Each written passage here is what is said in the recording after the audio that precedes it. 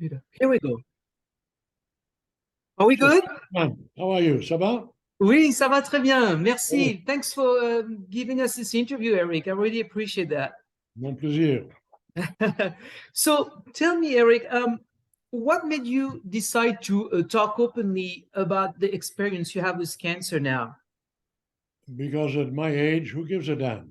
You know, I can help a lot of men with that problem because, as you and I know, the prostate grows with age, impinges on the urethra. Hence, you cannot empty your bladder as successfully as you used to when you were a young man. Mm-hmm. And that causes all kinds of problems. It causes UTIs and who knows what it eventually all causes. So I'm not 50 or 52, I'm 82, and I don't give a damn. I'm proud of it. And why not relay that story to other men who may have the same issues and are afraid to be examined, Mm-hmm. or afraid of the diagnosis of cancer. And I've learned from friends of mine who, one woman friend went through breast cancer, and I was sort of acquainted with that whole process. And there are so many new methods of dealing with cancer that don't be afraid. Deal with it early on. And mine was caught just in time, you know? So it's stage 1, but it's a mixture of low-grade cancer cells and high-grade cancer cells. So it's because of the high-grade cancer cells that I have to go through what is called immunotherapy, BCB. Mm-hmm.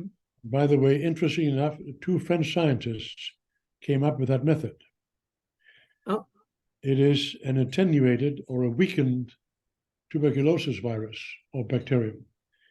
And a weakened form of it, they infuse that into your bladder to arouse your own immune response to go after the cancer cells. And apparently it's successful. The 2 French scientists, obviously one with the first letter B and the other one the first letter of C. Don't know who they are. But thank God they invented that. Mm-hmm. Seemingly very successful. So you go through 6 weeks of immunoinfusions once a week, then 6 weeks off, then another 6 weeks on. And supposedly that sort of takes care of things. Anyway, the reason I decided to tell people is to remove the fear, to remove the stigma, you know, Mm-hmm. and deal with it. Have it. Bring it on. What was your first reaction when the doctor gave you the news? I said, oh merde. Oh merde. Mm-hmm. Mm-hmm. And then I remember the conversations with a few people who had had cancer. And I said, you know, bring it on. Mm-hmm.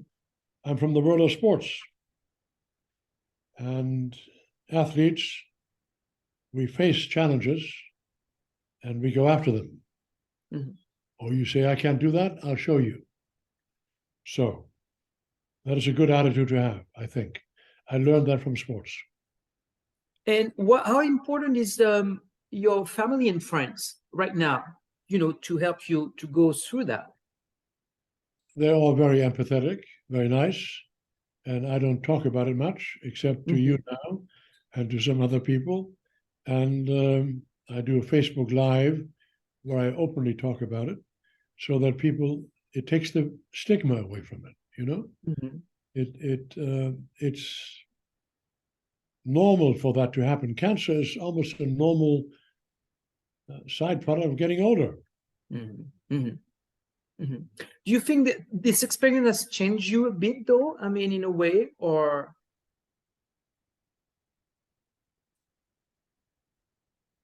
Good question. Good question. I don't give a damn what anyone thinks, but I never have, really. Mm-hmm. I'm my own man, and I do what I feel is right. And so the experience of others who have gone through it has made me more empathetic and more understanding. Look, the issue in life, in your personal life, in politics, the workplace, is to have an understanding of the other, have empathy with the position of the other. You just now in France went through a strike. Mhm. You guys were retired at 62. Mhm. Well, I, for example, laugh at that. I'm 82, I'm still working. I Yeah. love it. What do you do after 62? You sit at home and do what? Look at the four walls? I said, the only way that works, I said, is because if you have a girlfriend on the side, or the women have a boyfriend on the side. Do you understand? Yes, you do. Look at each other. Holding on. Mhm. Come on, man. No? Be out, productive. You understand? Right. Yeah, this is a different concept. United States and France are like here. We work in the United States forever. I mean, but over there, yeah, there's a different mentality about that, definitely. And that was a big strike. You cannot tell me that a man in the prime of his life at 62 sits at home and waits for the coffee in the morning and just stares at his wife all day. Give me a break. That's nonsense. He has a mistress somewhere. Okay? That's all there's to it. So talking about that, actually, Eric, 3,965 episodes, probably while this interview will air, will be 3,970 episodes. What does it take on a personal and professional level to make it happen, such a longevity? Discipline. Discipline. That's all. Mm. And actually, the joy of acting. I enjoy my profession. I enjoy doing it. Whenever I do a good scene, a scene that was real, or as real as it can be, I love it. It makes me feel good. I don't know why. I don't know why. And what was the reaction of the team of the Young and Restless, the producers, when you announced that to them? Would they change the storyline? Or it would not affect it at all? No, they have not changed the storyline because we are always so many months ahead. Mhm. So it's difficult to suddenly introduce it. It's no, they didn't do that. At the same time, I had my left knee replaced. Do you know what that means? Oh yeah, that's trauma. That's Yes. difficult. So I was recuperating from the left knee surgery, and then I had to get up every half hour to pee. Mhm. And then finally, it ended up in the diagnosis of cancer. And so the recovery for the knee was slowed down. But I still work out every day, a little less, but I work out every day. I still box a lot on the Mhm. heavy bag. Up here, everything is fine.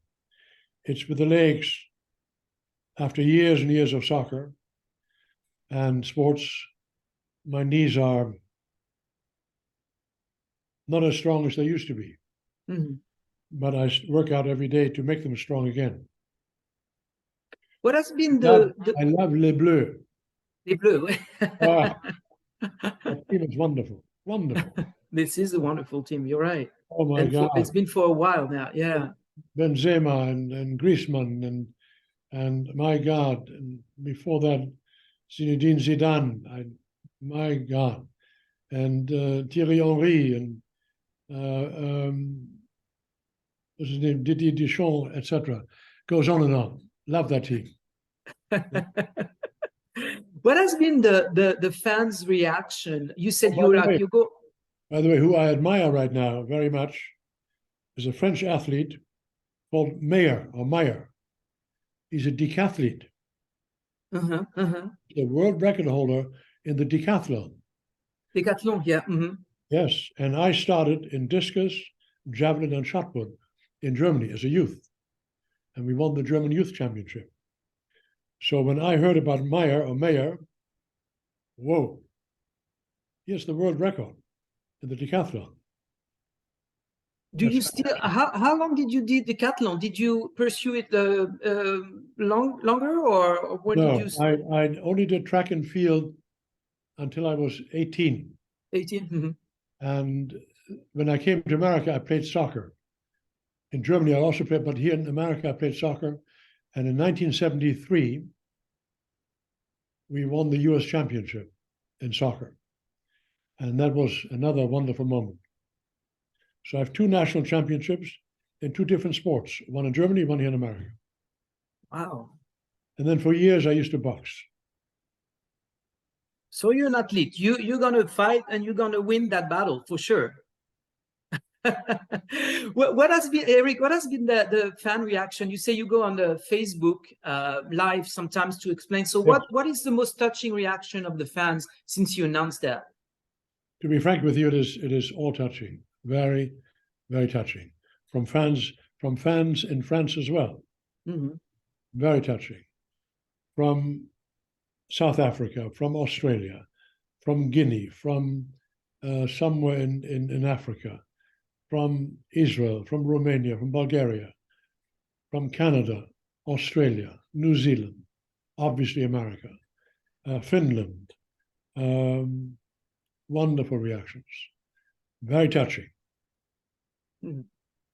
You wrote an autobiography a couple years ago.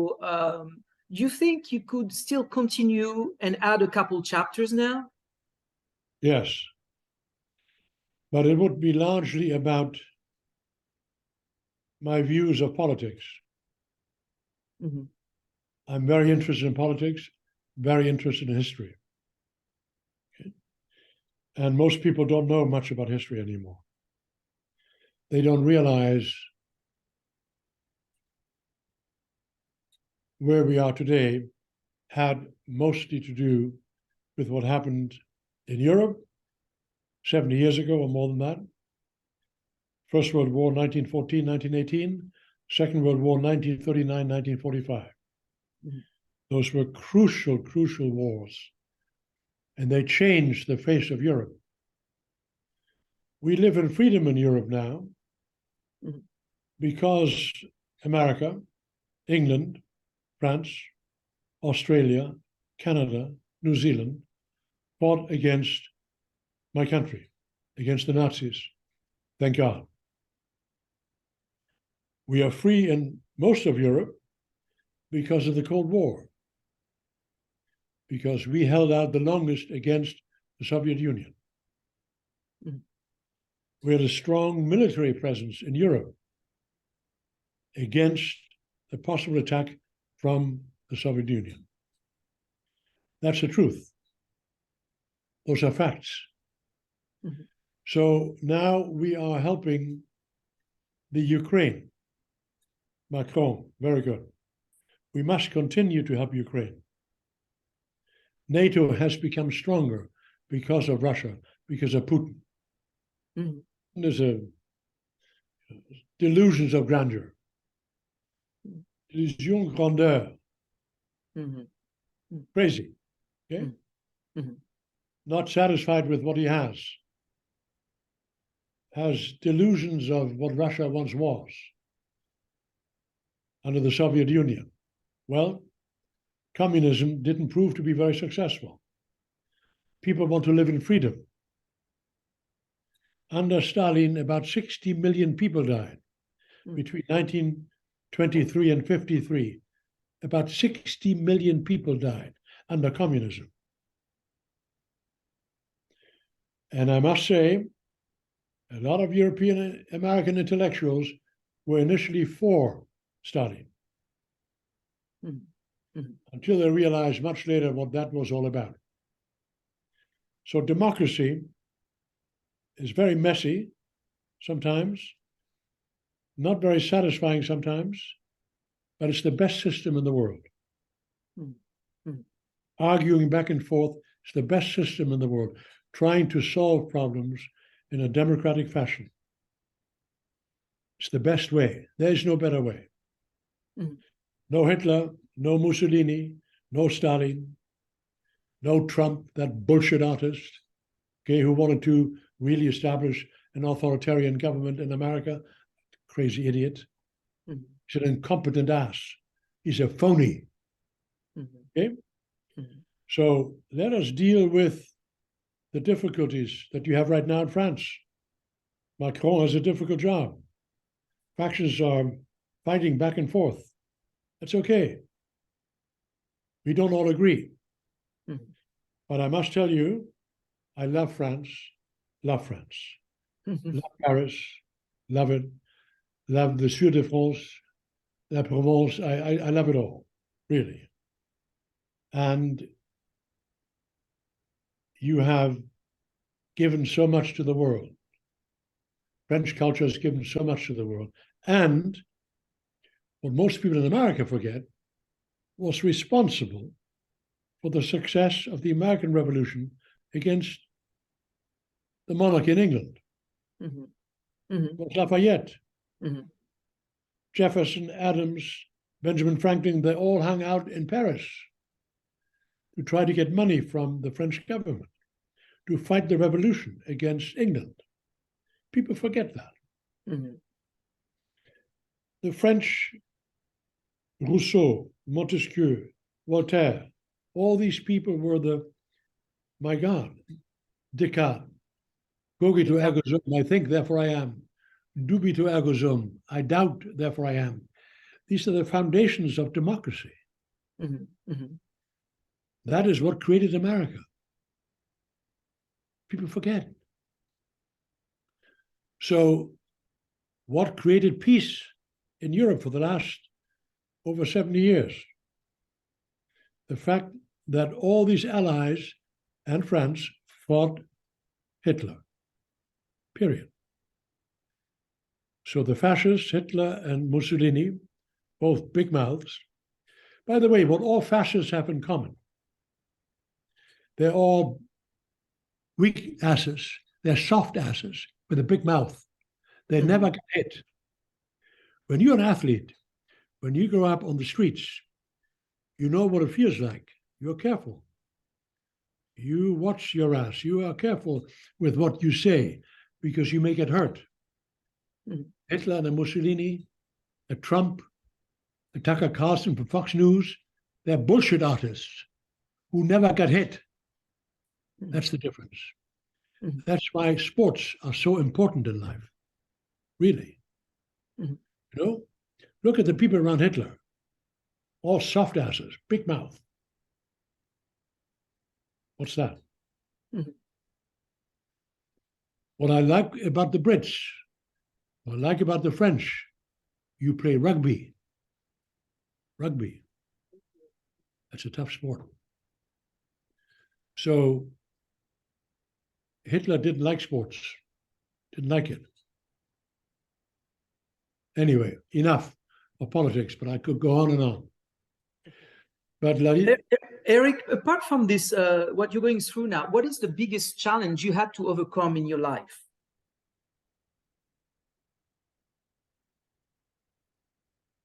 surviving in this business,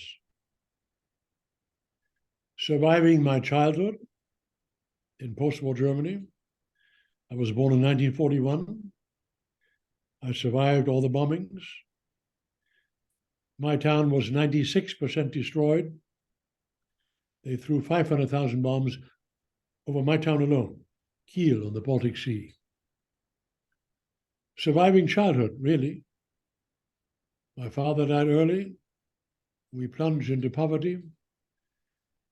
I survived on the farms, working. The only light in my life as a child, growing up, were sports and girls. Did you understand that? Sports and girls. Nothing but wonderful. As a teenager, one was in love every 3 weeks. So coming to America alone, age of 18, not knowing but sports will help. Sports makes you look forward to things.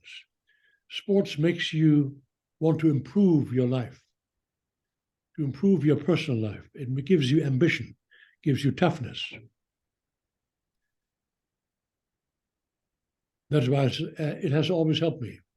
But to survive in this profession, in Hollywood, is one of the toughest things. So, by the way, how much Hollywood has changed? You've been, an actor since 1960. How much is it different to be an actor in the 60s and to be an actor in 2023, you think? What has changed drastically for you? Well, when I started in the 60s, you had only a few stars, real stars. I worked with Marlon Brando in a film in 1964. You had a few television series. I worked on all of them almost. There were fewer places to find a job in. Obviously now with all the new venues of Netflix and Hulu and HBO, the field has widened enormously. Mm-hmm. So in a sense, there are more opportunities. But acting is acting. You're either good or you're not. You're either real or you're not. I can tell a phony actor in one look. I can look at real actors immediately. Mm-hmm. Jean Gabin was a real actor. Remember Jean Gabin? Oh yeah, Jean Gabin, of course. A monument in France. Yeah. Jean-Paul Belmondo was a real actor. Jean-Paul Belmondo is amazing too, I know. Alain Delon was a real actor. Mm-hmm. Really was. Jean Moreau. Jean Simon Moreau. Signoret. Wonderful actors. Marlon Brando. George C. Scott. Even John Wayne was a good actor. Much better than he was given credit for.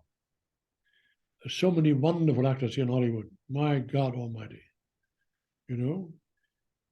Wonderful actors. It's a tough profession. 150,000 registered actors.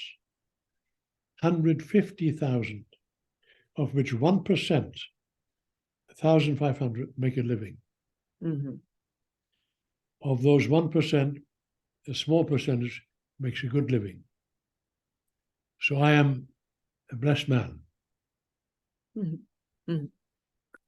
Once this will be over, you'll be beating this cancer. What is the first thing you want to do to embrace? I mean, you want to do a trip? Do you want to? What is in your mind to say that's totally over?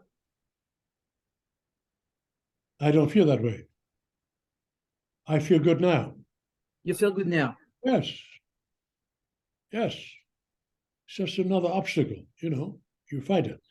I am looking forward, very much looking forward, to going to Europe in June to visit my son. He's directing a film that he wrote, Den of Thieves 2, with Gerard Butler. And my son wrote and is directing the film. And that I'm looking forward to. Do you have a part in it, or you don't have a part? Are you? No. I had a part in the first one. Right. Den of Thieves, not the second one. It wouldn't work. Mm-hmm. And I don't want that. I just want to watch him write and direct. He's a wonderful writer, and he's a very good director. Which country is he shooting? Which country are you going? He's shooting in Tenerife. Okay. Canary Islands. Mm-hmm. Well, that's nice over there. That's vacation over there. That is. He also has a black belt in Brazilian Jiu-Jitsu, and he grew up fighting with me and all that. So a lot of his friends are UFC. And one of them was the former heavyweight UFC champion, Cyril Gane. Mm-hmm. Yeah. Right. He was on his set just now with my son. And big guy. Mm-hmm. So, and then you have another famous French guy. What's his name? He came from Nigeria, I think. Lives in France. UFC fighter, big, tough guy. Mhm. Forget his name. So, but listen, he was going to shoot in Marseille, near Marseille. Marseille. Mhm. And then they went to Tenerife. I forget for what reason, because they couldn't shoot in the south of France during the summer vacation, summertime. There Mhm. are too many people down there. Mhm. Mhm. But I was looking forward to going there. I love France, love the south of France. My wife loves France, loves Paris, loves Paris. You know? What was it? What's the famous cemetery in Paris? Uh, um, oh gosh, now you gave me where all the all the artists are. La cimetière Père Lachaise? No. Le Père Lachaise, oui, voilà, c'est ça. Sorry, I've been here for so long, I even forgot. The Père Lachaise, oui. I went there and wow, whoa, to walk through there, see all those names, Victor Hugo. I think even Jim Morrison is over there. Jim Morrison is Yeah, but all the Yves Montand, all the French people that influence one are there. It's a fantastic place. And you know, while I was there alone, walking by myself, suddenly there was a tap on my shoulder. And I turned around, and it was a beautiful woman. I mean, stunningly beautiful. And I thought, oh my God, whoa. But then she introduced me to her fiance, who was standing behind her. I said, merde. I will never forget that moment.